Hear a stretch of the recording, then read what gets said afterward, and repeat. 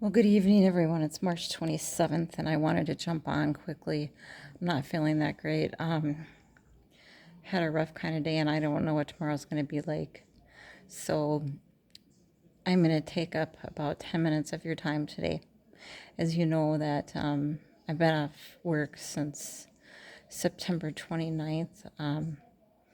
Not by choice. I tried, couldn't do it. So I have a lot of time on my hands to read and try and wrap my head around things, and being sober and having that clear perspective of life.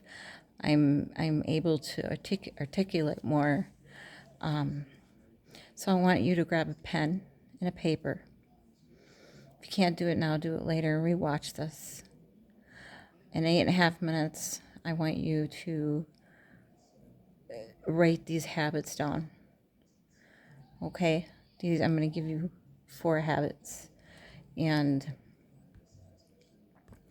I guarantee we're going to talk about it again.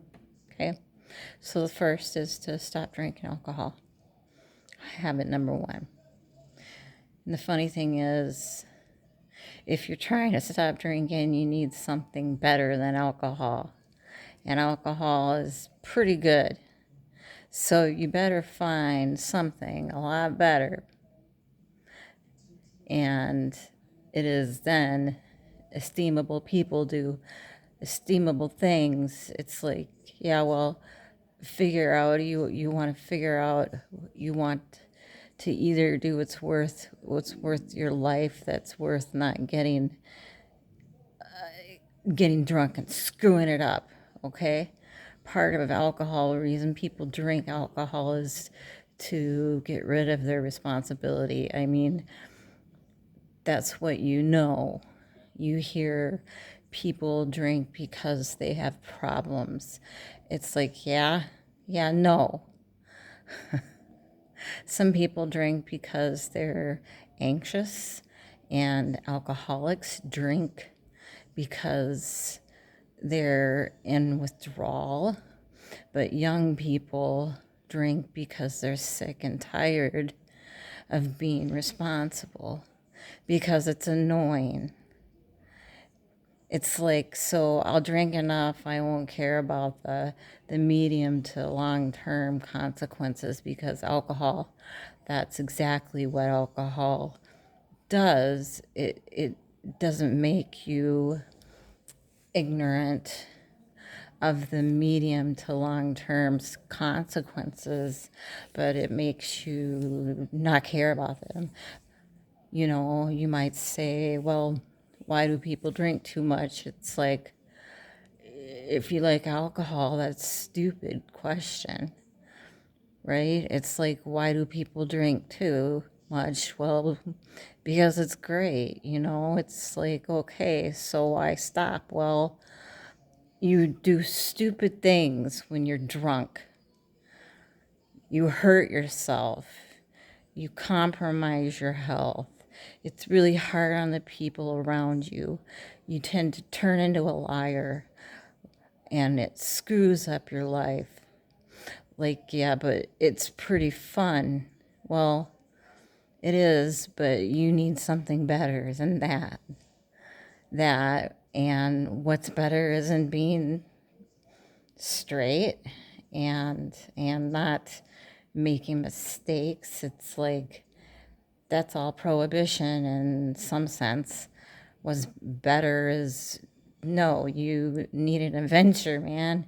You need to get out there and have something to do, and something worth waking up for. And that's the substitute for the addiction, actually.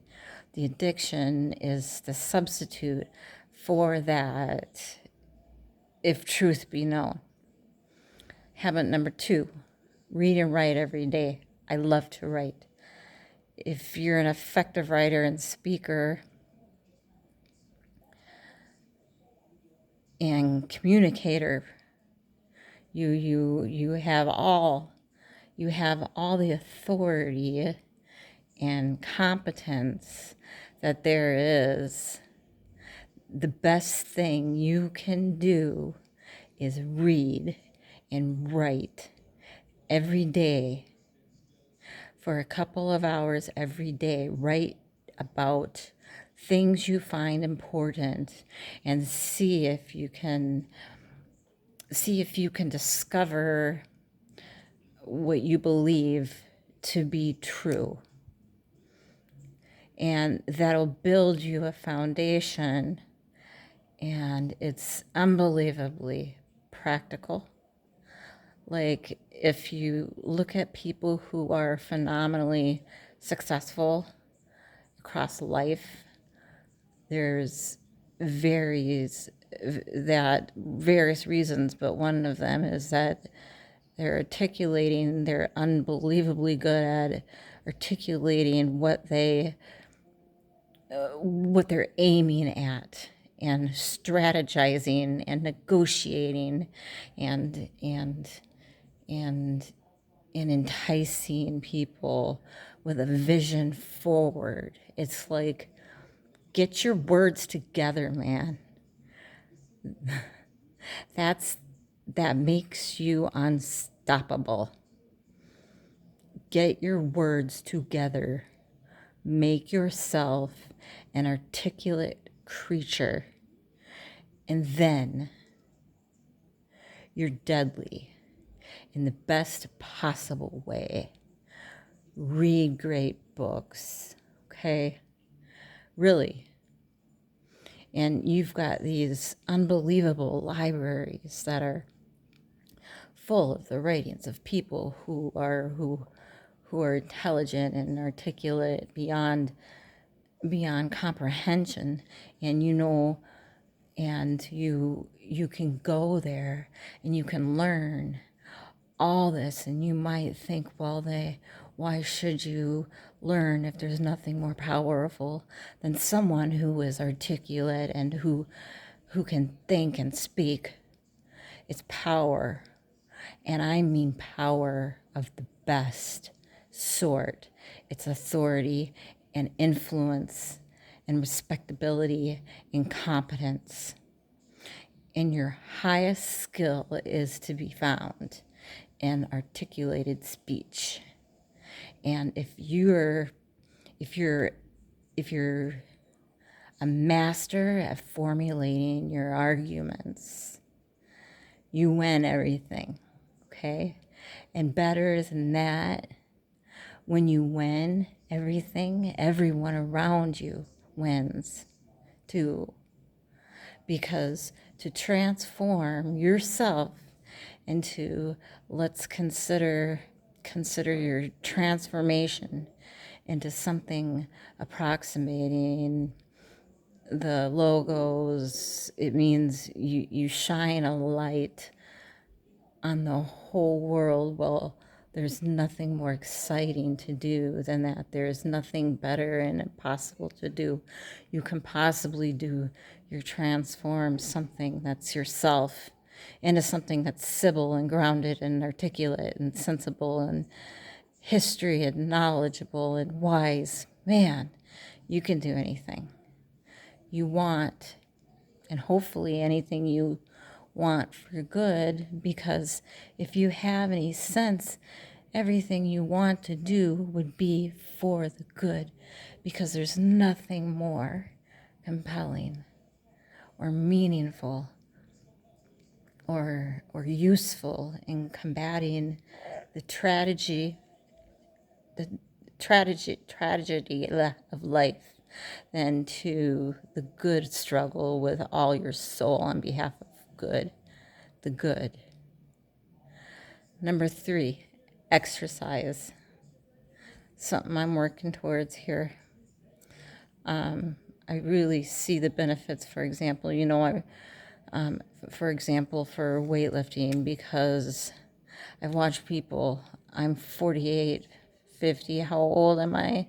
Oh yeah, 58.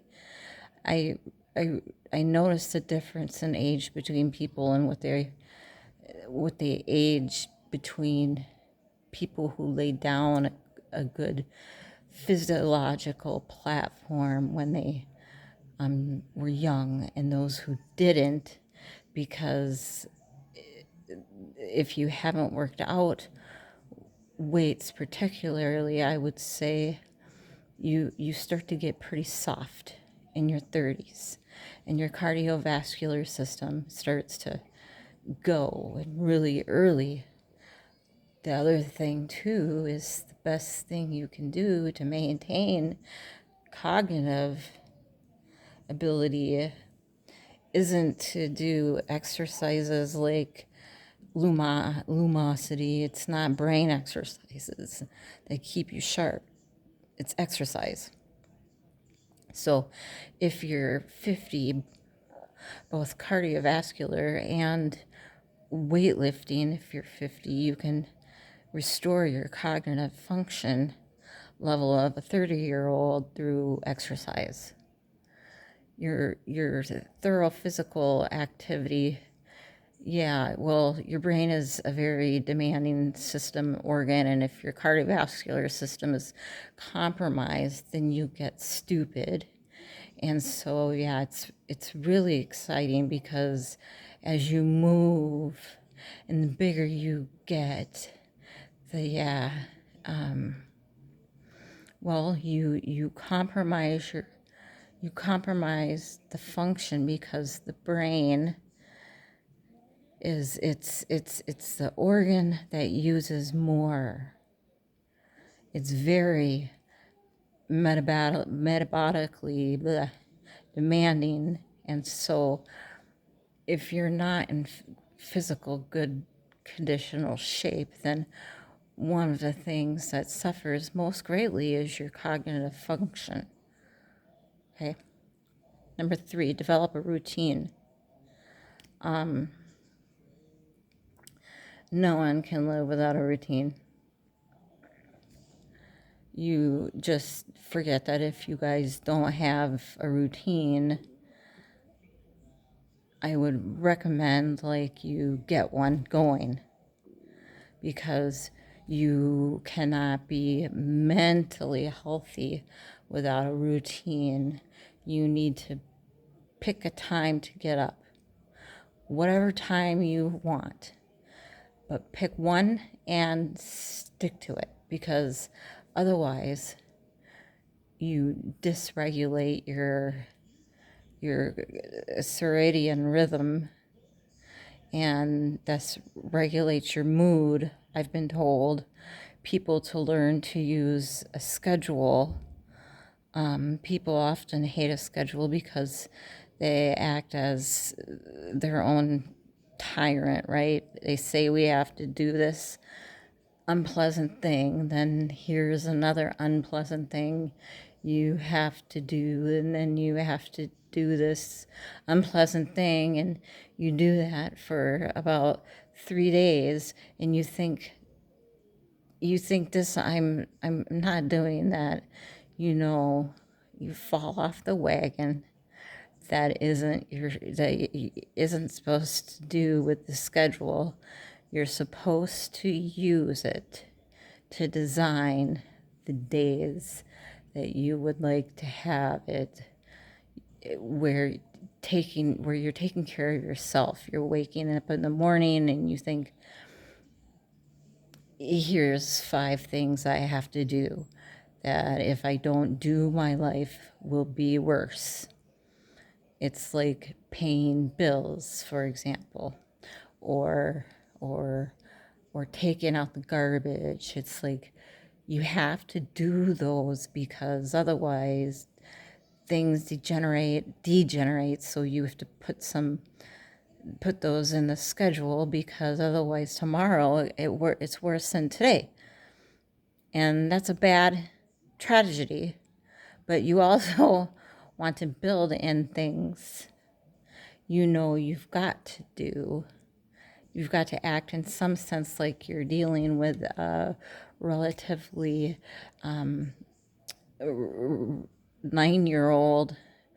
It's like, so, well, here's some things you have to do, but here's some things that if you do could reward yourself with, and get the balance there between obligation and reward, right? Then you'll find that you're motivated to do the things, and that's what you want to do.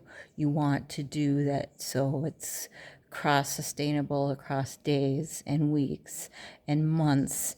And so you go to treat yourself like a good boss would treat a valued employee, and not like a tyrant would treat a slave. Make friends with a calendar, like Google Calendar, something like that. And I can tell you some tricks about that, because really it is important. Like, I'm not kidding around about this. So here's one way of thinking about making use of a schedule. Often people are afraid of schedules because they think of them as a trap.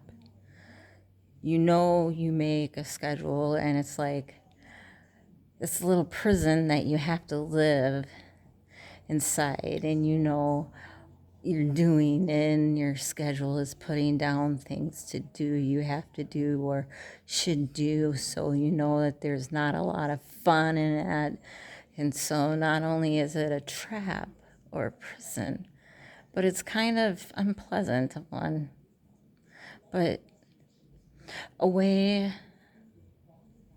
to work with this schedule in a lot more sophisticated way is just to think, well, I'm going to plan the next week. Say, because you plan it day by day, well, take the week as the unit level, okay? Analyze and think, well, I'd like to plan a week. I'd like to have, and then your schedule all of a sudden becomes a tool for increasing the quality of your life. And that's a whole different issue.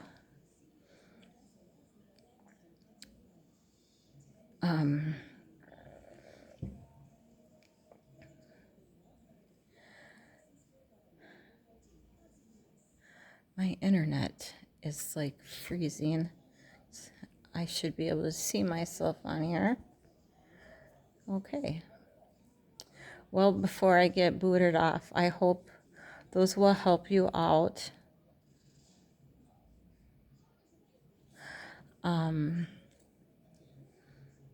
And we'll talk about them. I'd like to hear if anyone tried one of the habits this week. You have a couple days, so have a good night, folks. I'm going to bed, and I took up more than 8 minutes, so I apologize.